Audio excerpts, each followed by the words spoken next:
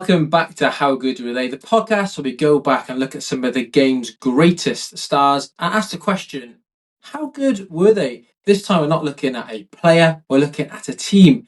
The famous or infamous side, Brazil 1982, a side that many believe were the most beautiful of all time, to have played the best football of all time, but ultimately flawed.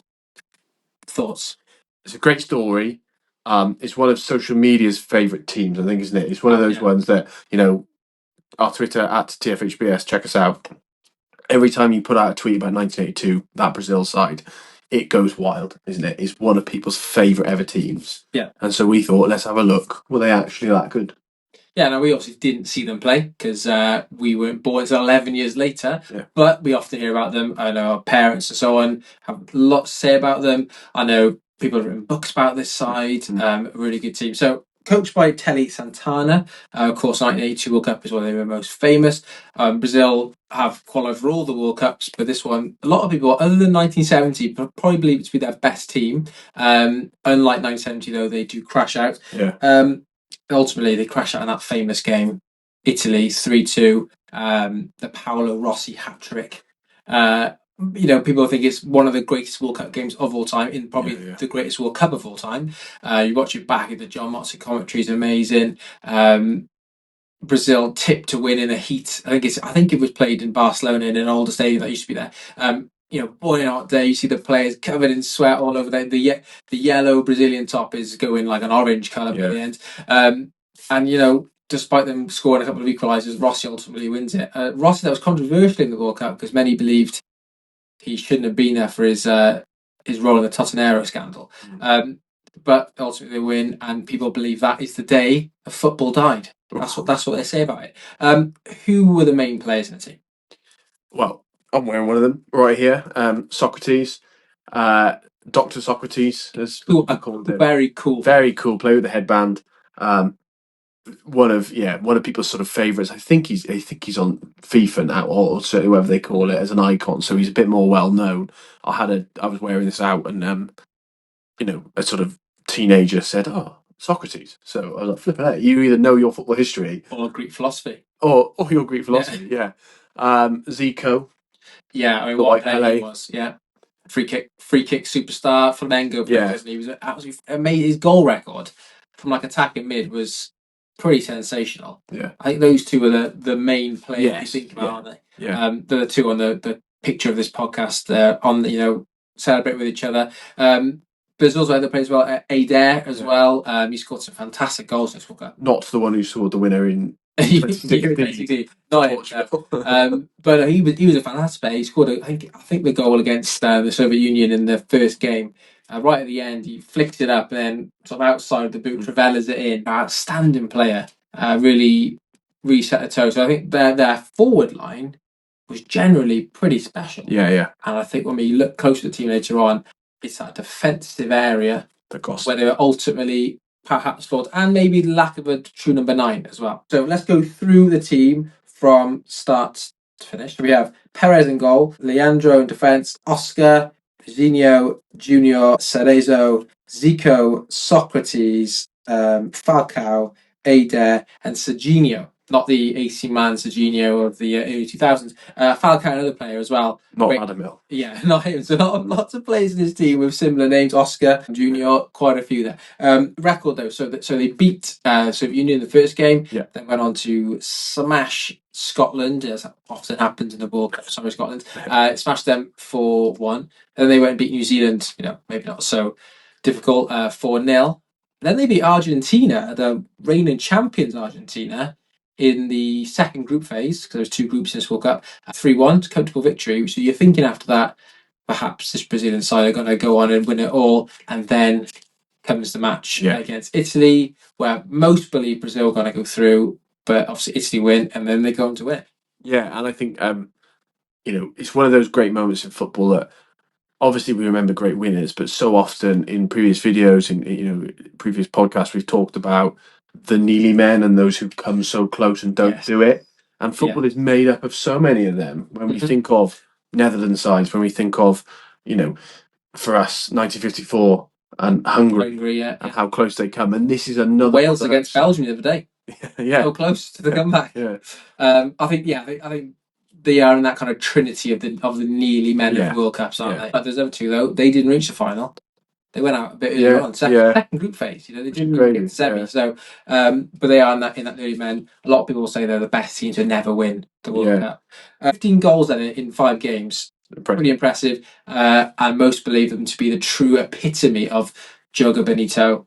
Yes, Sort of yeah, play beautiful, bringing that carnival sort of samba atmosphere onto the pitch. And you watch the footage back, even in that Italy game when they lose, some of the football they play, that the Sócrates goal in particular, of interplay with Zico is so good, and it's something that it wouldn't look out of place today. yeah. Which I think is one of the biggest compliments you can pay. Yes, it is. It is particularly for people who will say football was easier back then, or football was, anyone could do it back then, sort of thing. This side were one of those that you could perhaps transpose if you get modern fitness, modern technology into a modern team, Yeah. and they do a good job at it. And I think it's because Brazil, for British people and for world football, have such like a love affair with the World Cup as well, isn't it? Brazil, when you think of the World Cup, one of the first sides I think of Brazil.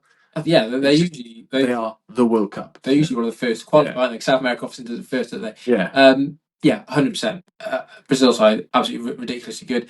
And as we'll see later on, that style of play, is probably gone now. Yeah. Liverpool. You don't really see it anymore. And I think often we look back at World Cup 2002 with rose tinted glasses, and we see these names that played. They didn't play the same kind of football. Yeah. So I think that. Yeah. Well, that chant, the football chant, it's just like watching Brazil. Sort of comes from teams like this. So that's yes. I wonder if it is, probably was around that time of and you still hear it, isn't it? You still say it, or you see a talented youngster or a kid or something, like he's playing like a Brazilian, things like that. Yeah, and he's that, isn't it? It's everything. He's always that Brazilian image in your mind, and this team sort of epitomised that. Absolutely. So if you haven't listened to this podcast before, I like to throw 3 curveballs throughout to maybe question the legacy or the greatness of these sides. So far, we looked at Maldini and Van Basten. We discussed how Maldini, didn't do it at an international level, and Van Basten retired maybe too early because of his injuries. But ultimately, we still put them as great. Yeah. This side, then, should we get into the curveballs? Let's have a look. Okay, curveball number 1 is quite obvious. They didn't win the World Cup. Thoughts? Well, when we're talking about how good were they, they weren't good enough to win that World Cup. It's really tricky, isn't it? Because there's only been, 24 editions of the FIFA World Cup, 24 winners. Brazil have won that 5 times now, and you'll remember those great sides: 58, 50, 58, 62, 70, 94, and 2002. There it is. There you go. Now, we talk about was that 94 side as good as the 82 side? Possibly not. But that 94 side got over the line. But they won it. They got over the line, yeah. And so, I think that's absolutely fair criticism you could level at them. I suppose if you put it into maybe a Premier League terms and you sort of go into the side that came third with the best team that season, they weren't. They didn't win the league out there, and they, at that summer tournament, whilst they mesmerised people for 5 games, they only managed to do it for 5 games and no more. So I think it is a fair criticism because many people will say we've talked about it with individuals. Have they won that World Cup? Does that make them a great if they win a World Cup? But what's interesting, though, isn't it, is when you win a World Cup, you're obviously going to be remembered as a team that as a famous team because you won the World Cup. Does it maybe say more if you're remembered for not winning it? Yeah. Because you have to do more to be remembered. Because it's easy to be remembered for winning it because you won it. You're always going to be remembered as they won it in this year. If you're a team like Hungary, Netherlands, Brazil 82, maybe that adds a bit more to your sort of, I don't know the word, but it adds a bit more to it, the whole myth and the legacy of your side, doesn't it? And I think those 3 teams in particular roll off the tongue a little bit there. Where sometimes you can forget a winner. You can forget the years that the side won it, and so those sides. You struggled with well, I did, yeah. So those sides that are less memorable in World Cups that were less memorable. This is a very memorable World Cup. I wonder if there's an element of this was a time of TV explosion as well in terms of football on telly. Far more. So John Motson's commentary. Yeah, exactly. Iconic moments. Football in the UK was in a really, really negative state. Yeah, you know what? That's a really good point, actually. And I think a lot of the people that we hear from, like, say, are British based. They saw it in '82. when maybe when they're watching football on the terraces in England, they were probably seeing aside from the decent football, they were seeing scary scenes in the crowd, and maybe that makes a difference. There's an element of the joy of football was lost in the UK, and maybe they were seeing it. Nice. Through that Brazilian lens. Yeah. All right. Cool. So the second curveball is it's kind of linked to the first one, but we kind of touched upon this. They have been over romanticized into this myth that their style of play was so attractive, but ultimately, what does that really mean if you don't win anything? Yeah. Would you agree with that? I think football can over romanticize stuff, can't it? Definitely it can. It can always be the story of those Neely men. And every national team does it. Wales do it with 1958 and 2016. If only we got over the line. Not. Yeah. It's always that thing of, man, they were so good. They were the ones that missed out. Yeah. So I think there's probably an element of that, and obviously there is, and there's always in football, and football is filled with nostalgia as well, isn't it? Of things were better back then. Nostalgia's clouding the judgment, isn't it? Yeah, possibly. Yeah. But you do watch them on, YouTube. There's very accessible highlights of that side, and it is very good football. There's no denying that. Yeah. And perhaps more so because it was a time there wasn't.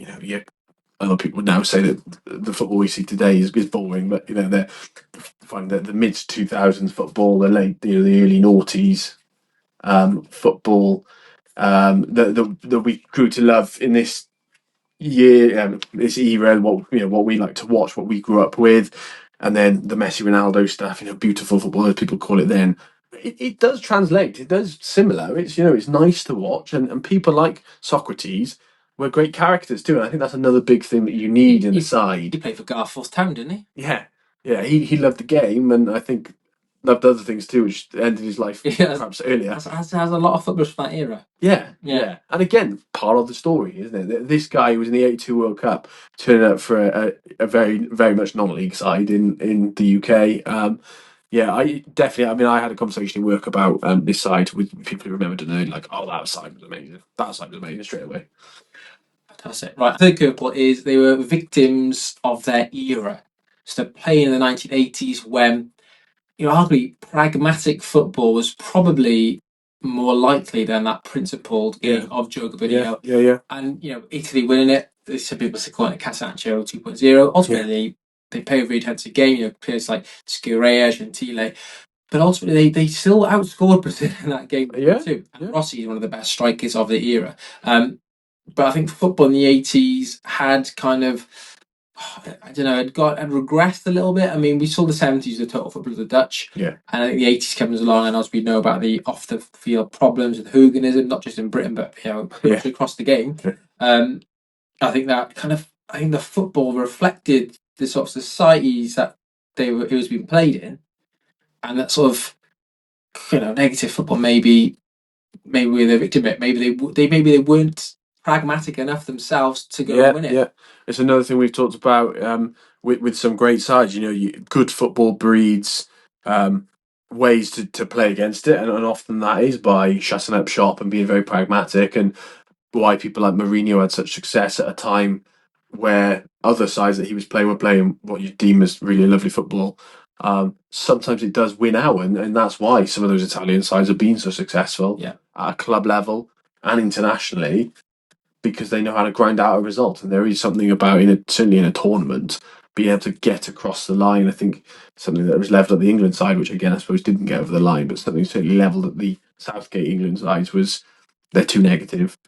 But they did grind out results, and they got to the finals. The semi-finals, didn't they? Yeah, that's and that was something unheard of for English teams. So they did grind out results, and I think maybe that is something that maybe that side lacked there. That if you focus, it's also like the total football thing of we can outscore an opponent. Well, if you don't outscore the opponent, then you're in trouble. What you're in trouble? What's plan B? Yeah. Okay. So a few interesting curveballs there.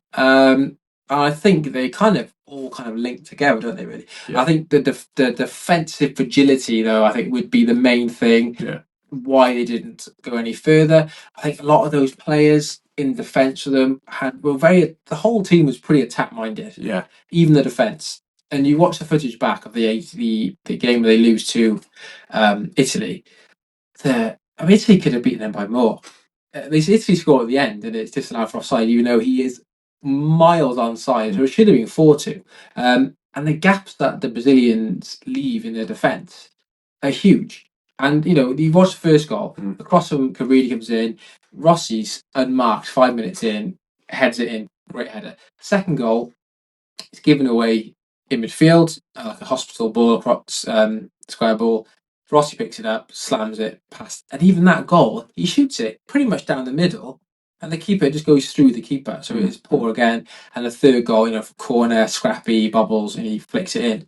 So all three goals, you would look at that as a coach, and you'd be disappointed that they've scored any of those goals because they're all, it's all sloppy defending that has ultimately done it, which is the downfall. Brazil also, though, have chances at the other end. Serginho is the striker, and I think he wasn't the first choice striker. I think Careca, I think he was injured for the World Cup. Serginho comes in, and he's not great. He still scored, I think, maybe 2 in the group stage, but maybe like the 4th goal in each game. And he has a chance early in the first half to equalise, and he's about 10 yards out, 1-on-1, and he just rushes it and just kicks it wide, like bobbles on the floor. It's really poor. And you feel like if they had a Jaime, a Ronaldo here playing for them, even one of the players now, Gabriel Jesus, they probably would be winning those games, all the games. But another thought is, do you think they would have gone if they got through semi-finals? They played Poland, Bunny X Poland. They played West Germany in the final. Do you think they would have won those games? Well, I mean, that Poland side was a good side, wasn't it? A very, very good side. It was really good. But had they got through there, it would have been really interesting. Final against West Germany. Mm-hmm. Obviously, like we said about Brazil, have a bit of a love affair with the World Cup. So did the West Germans. And perhaps people would have liked to see that as well. It's really hard to say, isn't it? And if a goal scorer was a problem, even though they scored a ton of goals still, they still scored enough. When they came up against those better sides like Poland, like West Germany, would it become a problem? Would the goals slightly dry up? I mean, they still scored 2 here, but I just think defensively that was clearly the problem, wasn't it? And perhaps that's just part of the Brazilian culture as well. We think of they've been on some heavy defeats too. We think of the 7-1 against Germany. Oh my god, that game is it's ridiculous. And they've had great. Think of Carlos and Cafu and people like that. But when we did a Brazilian draft on one of our earlier videos, centre backs aren't always the easiest thing to find for Brazil. Not great, are they? No. Lucio's the fine, but he was, I think, for a few years world class, but he wasn't like he's never going to be in anyone's all time level. They, like an Italian bench or the back second ball, team, would he? very different, very, very different. I don't think Lucio would be in the top. No. 250 players of all time. Maybe he gets in there just about, but I don't think and he's probably their best one. And then you can't think of any iconic Brazilian centre halves, and you can think of a few fullbacks, but often those fullbacks or wingbacks for what they did going forwards as well. Some of them. So Carlos Alberto, and then and Roberto Carlos 3 kicks, and Cafu is one of the other ones that you think of as a quality one, but perhaps that is part of it. It's just not pragmatic enough, and they have been caught out in other World Cups doing that. Right. Excellent. Let's look at what others said about Brazil. From others, we've found a few quotes here. Some from the actual game itself, the 8-2 Italy game. Others from people who would watch the team. So, first up, we have Johan Cruyff. He likened the 82 side to the side of 74. He believed they were... they're nearly like them. They played beautiful football like them. They were kind of the next replica of that side. Zico, he said about the football. He said when they were playing, they wanted to enjoy what they were doing, and that is why they played that attacking flair. That is Jogo Benito, isn't it? Yeah, I think the most important thing for them before winning was just to enjoy themselves, which is nice. Yeah, Don't think that's what really works in a competitive sport, but we want to enjoy ourselves first. Play beautiful, do the Brazilian way, but just didn't work. And Paolo said that Brazil side wasn't from this planet. That's interesting. That's the opposition there. Yeah. Saying that the side he's playing against was out of this world. Yeah, but they beat them. Yes, it's easy to say, isn't it, when you've beaten them? You can say whatever you want about them when you've beaten them. It is. Yeah. Right, should we hear some quotes from our listeners? Yeah, it's like we said, our Twitter at TFHBS, we put that out numerous times and said, what do you think of this side? We were inundated Yeah. with replies, about 100, 150, 160 replies. So we'll try and go through a few of those now. These will be useful for us because these people would have actually seen this side play. They'll really know what they were like. Yeah. So let's find out. So Hugh Richards says they're not as good as Italy when it mattered, and while Socrates may have been hugely gifted and the epitome of Brazilian cool, Andrew Downey's excellent biography shows him as an egotistical, self-destructive jerk. Oof. Oh, big words there. But you did mention that about his off the pitch life. Maybe that had an impact. Right, next one. Yeah. Matt Leslie said, a world-class midfield. However, they had a suspect back four and a goalie who had a cart horse for a striker. Two late strikes of genius got them off the hook versus USSR, who he says wrongly had a goal chalked off. Justin. And Italy had the manpower to stand up to them, which they did, which is what we said. Once they played a better team, that's where they started to struggle, perhaps. Amos Parr says the football team equivalent of a fatally flawed hero, attractive, bold, elegant, and exciting, but they couldn't defend. They nearly lost to USSR, as we heard before. Scotland gave them a fright, and those goals Italy scored. Enger LFC just says his favourite team in history. Yeah, John McNichol, one of the greatest teams to never win a World Cup, and that has 33 likes, so that's obviously a very popular comment there.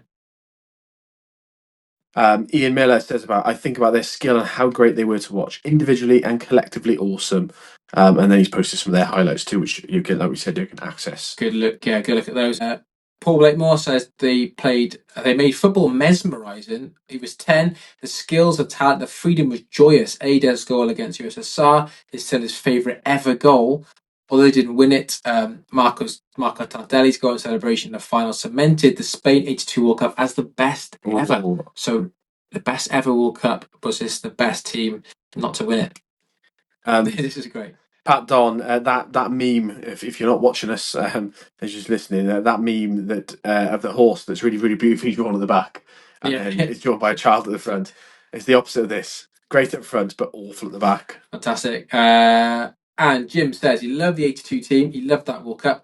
They were great to watch. My favourite team of all time. If only there had been a better striker than Serginho up top. It was their World Cup to win. But despite not winning, us of that era who love football still love Brazil team of 82. And I think that's it, isn't it? Yeah. You're from that era. If that is, if you're born around 1970, that is the first World Cup you remember. Yeah. The proper World Cup you remember. Yeah. And that team, and you saw it, because you probably would never see football like that before. That is, that makes sense, doesn't it? Yeah. That you're going to always believe them to be the best team ever. Yeah, exactly. And, and there's one here from Boris, presumably not that one, saying that I'm old enough to have watched the Brazilian team in Mexico in 1970. They were the best international team he's seen, bar none. Well, obviously, they were who got across the line.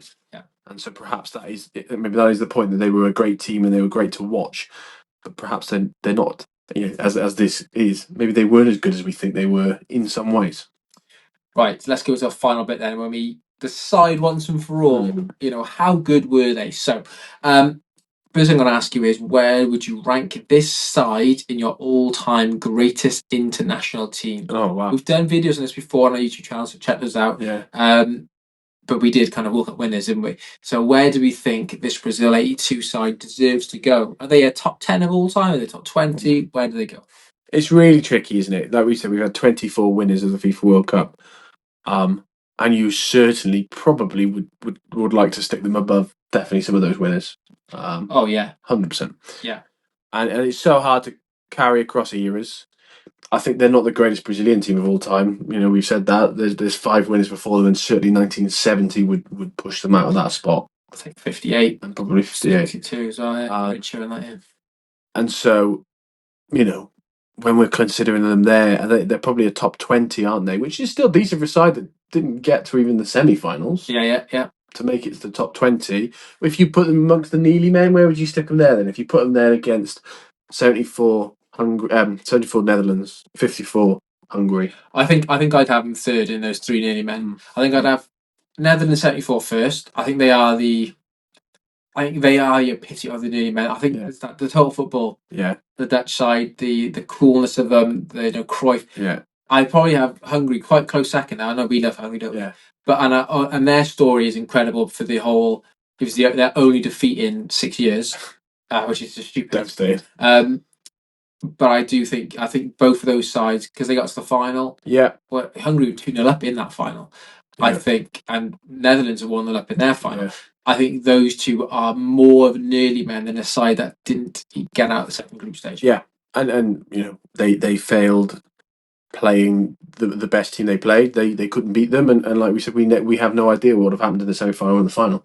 They may well have slipped up there as well. So I think they are a great team. I think they are one that people loved, and that can be different things as well. As certainly for me as a Cardiff fan, certainly some of the sides I've watched are not the greatest teams of all time. But they are certainly some of the most memorable and enjoyable to have watched. So the Dave Jones sides that never got promoted to the Premier League and should have were fantastic to watch at times. And I'm sure with you at Liverpool, some of the sides that have won things aren't the best you've watched, and haven't won things were better than that. And so that's just football, isn't it? Often. I suppose it's domestically there are lots of things you can win, but certainly internationally, really the biggest thing to win is a World Cup, and one side does that every 4 years, and so there's going to be a lot of good sides that don't quite make it in that way. Okay, and the final question: would any of those players make your top 20 of all time? I don't think so. No, I don't think top 20. I think Zico and Sócrates. Zico perhaps maybe more talented, Sócrates more memorable. Perhaps. Yeah, I'd agree with that. Yeah, I think that's good. Fantastic players. I don't know if they ain't top 20. I think Zico is close. Cusp of it. Yeah, I think he maybe for some around there. Listeners, watchers would say yes. Yeah, I'm not going to ask you to name 19 players. No. There we go then. Happy with that? Yeah, I think so. Just make sure you check out wherever you're watching or listening. Give us a subscribe. Make sure you keep in touch. Subscribe to our YouTube channel. You can also become a follower on the Spotify podcast as well. You can also follow us on TikTok at the Football History Boys and Instagram at the Football History Boys. We're on all the platforms. Yeah, Twitter. It's just about. Yeah. Give us a 5-star review if you want. That'd be amazing. If you could leave a 5-star review on here, that'd be fantastic. We've got a few. Help us spread things out, isn't it? More people can listen to it. I think that the more you'll get. So it'd be lovely to get some reviews. And comment who you'd like us to look at next. Is there a player or a team from history you think is overrated, or a team that you think needs to be fairly judged? We'll certainly give them a look. For sure. Fantastic. Right, thank you so much for listening or watching if you're watching on YouTube. And we'll see you again for another one very soon.